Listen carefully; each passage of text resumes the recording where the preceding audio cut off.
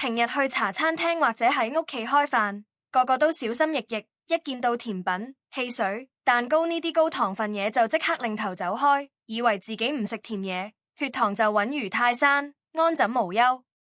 如果你真係咁諗，就大錯特錯。今日要同大家揭開一個超恐怖嘅健康真相，好多你以為好健康，連少少甜味都冇嘅嘢食，其實係不折不扣嘅血糖炸彈。有款香港人日日朝早都要食嘅國民早餐，一落肚，血糖飆升嘅速度竟然慘過你直接吞2匙羹白砂糖，連醫生見到都搖頭嘆息，跪求大家為咗條命仔即刻戒咗佢。今日我會一口氣盤點10種最容易中招嘅高血糖隱形地雷。如果你或者身邊嘅屋企人，尤其係40、50歲開始要平衡血糖嘅長輩，成日覺得明明食得好清淡，點解測血糖仲係超標？咁今日呢條片你一定要保存同分享俾佢哋睇，話唔定你日日食緊嘅養生餐，就係帶你走向糖尿病嘅元兇。即刻入正題，講最震撼嗰個先。呢款香港人最中意嘅國民早餐，亦係醫生最驚你食嘅無糖燕麥奶。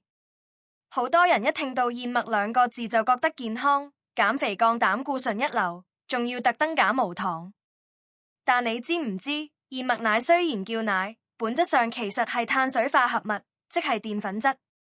製作過程入面，工廠用一種叫解嘅技術將燕麥入面嘅澱粉分解，聽落好專業。其實就係幫你條腸胃做埋消化工作，將大分子澱粉切碎變成一粒粒極易吸收嘅麥芽糖同葡萄糖。所以就算包裝寫住無糖、無添加糖，佢本身嘅升糖指數，即係 GI 值，已經高到飛起。你朝早飲一杯無糖燕麥奶，就好似飲咗一杯液體澱粉落肚，以為自己好健康，其實胰島素已經瘋狂分泌，血糖好似坐火箭咁飆。醫生話如果真係想食燕麥，麻煩去買最傳統要煮嗰種大燕麥片，因為原粒燕麥有豐富膳食纖維，可以減慢血糖上升。但呢啲包裝燕麥奶真係少飲為妙，否則天天飲、月月飲，飲到50、60歲，慢性糖尿病就會找上門。第二個隱形地雷，好多中意養生減肥嘅女仔每日當補品，純天然無添加嘅鮮榨果汁。好多人覺得出面買珍珠奶茶話多糖啫，我自己喺屋企用新鮮生果榨汁，唔加1粒糖，實冇事啦。呢個真係全城最大嘅健康騙局。你諗下，平時叫你食個橙、食個蘋果、食一個已經好飽，因為生果入面有大量果膠同膳食纖維，會增加飽腹感。但當你將4、5個橙放入榨汁機榨成一杯果汁，幾秒鐘就飲晒。過程中所有對控制血糖最有幫助嘅膳食纖維全部俾榨汁機隔走，倒咗去垃圾桶，留喺杯汁入面嘅只剩極高濃度嘅果糖。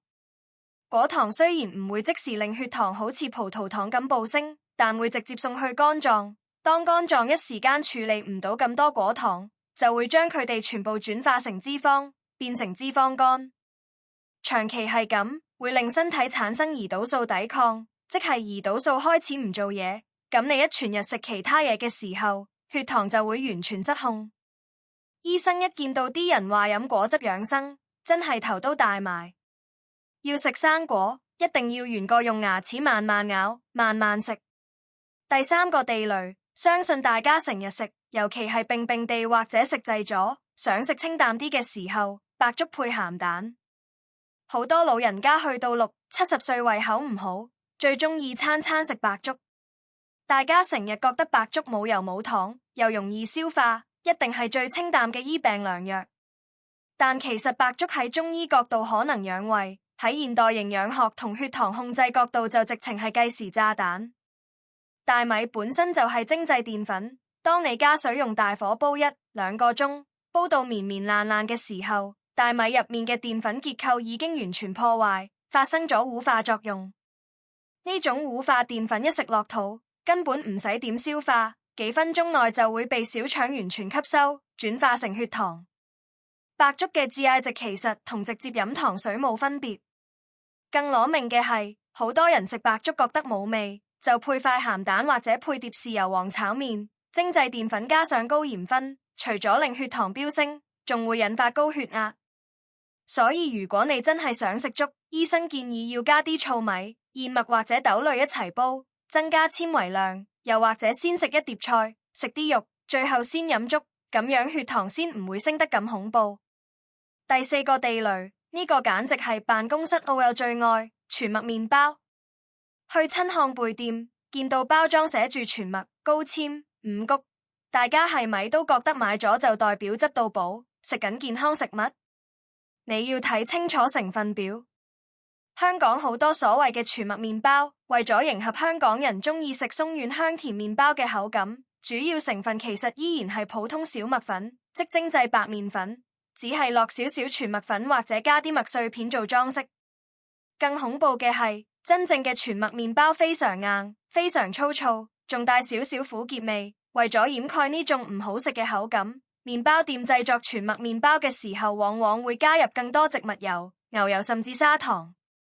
以為自己食緊高纖全麥麵包，其實食緊高油高糖嘅精製麵包。食一塊落肚，血糖反應同食白麵包根本冇分別，甚至因為覺得佢健康而食多咗2塊，結果得不償失。醫生教落，買全麥麵包一定要睇成分表，如果第一項唔係寫住全麥粉，或者碳水化合物同糖嘅比例高得離譜，咁呢包嘢就只係着住全麥外衣嘅高糖魔鬼。第5個地雷係好多減肥人士同運動愛好者嘅恩物，能量棒同蛋白棒。依家好流行健身文化，30歲後生仔或者50歲想保持身形嘅大叔亞太，去完健身房或者行山行到攰，就會順手喺便利店買條能量棒或者蛋白棒，覺得可以補充蛋白質又夠健康。你返去包裝後面睇下營養標籤，會發現好多能量棒為咗好食有咬口，入面加咗極多糖漿，例如麥芽糖漿、高果糖玉米糖漿、蔗糖，甚至仲有朱古力碎同乾果。一條看似健康嘅能量棒，含糖量可能高達10幾20克，等於大半罐可樂。雖然入面可能真係有少少蛋白質或者纖維，但根本掩蓋唔到高糖高熱量嘅事實。你食完一條，血糖即刻打晒交叉。如果你唔係去做極高強度嘅馬拉松比賽，普通行下山、散下步，根本唔需要補充呢啲能量棒，飲啖水，食粒茶葉蛋，已經好過食呢啲隱形糖分炸彈。第6個地雷，好多中意食西餐、食沙律嘅朋友，每日都會中招沙律醬同日式焙煎芝麻醬。食沙律好健康呢個觀念深植人心，好多為咗控制血糖、減肥嘅人，餐餐都食一大盤沙律菜、青瓜、番茄、生菜，但偏偏覺得一堆草生吞落肚太難頂，於是瘋狂倒沙律醬、千島醬或者焙煎芝麻醬。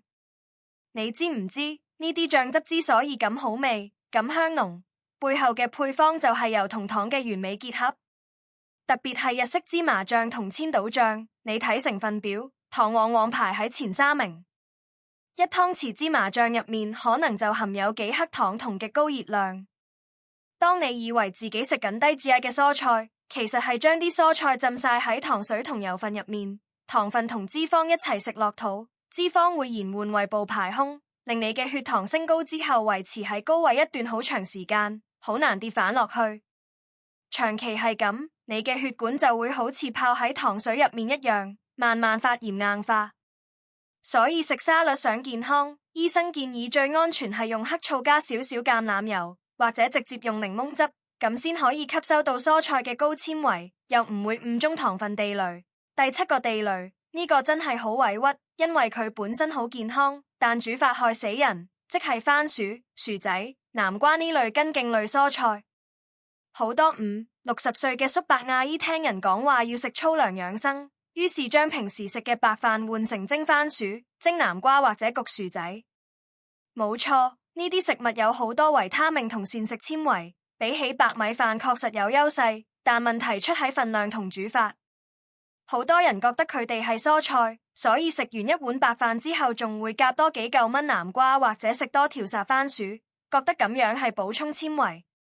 但大家唔好忘記，番薯、薯仔、南瓜喺營養學分類入面根本就係澱粉類主食，即係同白飯同一個家族。你食咗佢哋，就一定要相應減少白飯嘅份量。更重要嘅係，煮法對 GI 值有決定性影響。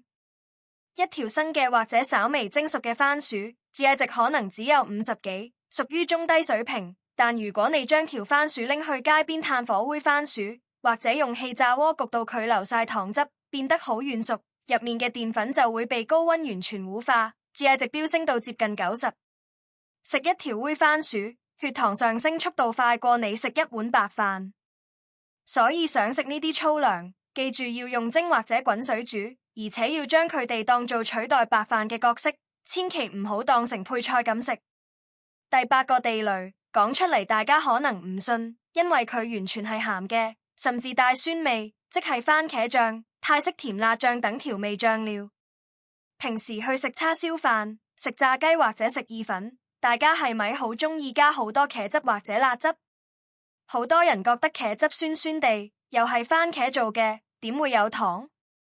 其實市面上賣嘅包裝番茄醬，為咗調和番茄嘅酸味同增加黏稠度，入面加咗大量高果糖糖漿。你可以去超市拎起支茄汁睇下，每100克番茄醬嘅糖分可能高達20-30克，即係你擠幾下茄汁，就等於食咗1-2茶匙白糖落肚。仲有泰式甜辣醬、海鮮醬、叉燒醬，呢啲全部都係含糖量極高嘅重災區。好多糖尿病患者明明好努力戒甜品、戒汽水，但嘴饞嘅時候依然大把咁落呢啲醬料，結果血糖長年累月降唔落去，自己仲百思不得其解。醫生提醒，最好用天然香料，蔥、薑、蒜、辣椒、胡椒，或者直接用新鮮番茄去煮酸味，唔好依賴呢啲現成嘅樽裝醬汁。第9個地雷，喺夏天全香港人都最鍾意飲涼茶同草本茶。行下街覺得個人好熱好翳焗，好多人就會去涼茶鋪飲杯24味、五花茶或者夏枯草。大家覺得涼茶係中藥，清熱解毒，調理身體，而且好多涼茶飲落甘苦苦，應該冇糖。如果你咁諗就中計。除咗24味呢類極度苦嘅涼茶之外，好似五花茶、夏枯草、雞骨草、竹蔗茅根，為咗等一般市民容易入口，涼茶鋪煲嘅時候基本上都會加入大量冰糖或者片糖。有時你覺得飲落唔係好甜，只係因為中藥本身嘅苦澀味蓋過咗部分甜味，但實質上入面嘅糖分高到嚇死人。就算你喺超市買嘅樽裝無糖綠茶、無糖烏龍茶就冇事，但如果包裝寫住低糖或者微甜嘅蜂蜜綠茶、菊花茶，入面嘅隱形糖分一樣不容忽視。飲一杯呢啲所謂嘅健康涼茶，隨時等於吞咗5-6粒方糖。如果真係要清熱，麻煩直接飲清水，或者選擇真正完全無糖嘅原味涼茶。第10個地雷，呢個最容易被忽略，特別係注重健康、注重骨骼發展嘅老人家同小朋友，即係高鈣低脂奶。好多人去到40-50歲開始驚骨質疏鬆，又驚膽固醇高，所以去超市買牛奶嘅時候一定指明要買低脂或者脫脂牛奶，仲要加埋高鈣。但大家有冇諗過，牛奶入面嘅乳脂被抽走之後，成杯奶嘅口感會變得好稀，好似水一樣，完全冇咗奶香味。製造商要點樣維持包奶嘅好飲程度，等消費者繼續買？好多時候，佢哋會喺脫脂奶入面加入麥芽糊精或者其他碳水化合物，甚至係微量糖分，嚟填補失去脂肪之後嘅口感。更重要嘅係，脂肪本來喺胃入面可以起到延緩消化嘅作用。當你飲全脂奶嘅時候，入面嘅脂肪會令胃排空變慢，牛奶入面嘅乳糖轉化成血糖嘅速度就會變慢。但當你飲脫脂奶嘅時候，因為冇咗脂肪嘅阻擋，乳糖會極快被身體吸收，導致血糖反而升得仲快過飲全脂奶。所以除非你本身有非常嚴重嘅高血脂，醫生明確指示你一定要限制脂肪攝取，否則對於一般想控制血糖嘅人嚟講，飲普通嘅全脂牛奶反而對血糖更加友善。講到呢度，大家係咪覺得好震撼？原來平時生活入面有咁多打着健康、無糖、養生旗號嘅食物，背後全部都係令血糖飆升嘅隱形地雷。依家全港糖尿病患者人數不斷上升，仲有年輕化趨勢。以前覺得去到60、70歲老咗先會有糖尿病，但依家好多30、40歲嘅打工仔因為餐餐外賣，加埋日日唔食呢啲隱形糖分，年紀輕輕已經有前期糖尿病。糖尿病最恐怖嘅地方唔係血糖數字有幾高，而係佢引起嘅併發症。當你嘅血管長期浸喺高血糖嘅血液入面，全身器官都會慢慢壞掉，由對眼開始，可能會視網膜病變甚至失明，去到腎臟，嚴重嘅要一世洗腎，去到下肢，可能會因為傷口唔能夠愈合而要截肢，仲有全港最致命嘅心臟病同中風，背後好多時元兇都係高血糖。所以控制血糖真係一場一世嘅健康保衛戰，醫生成日跪求大家戒口，唔係想剝奪大家享受美食嘅權利，而係想幫大家保住個身體。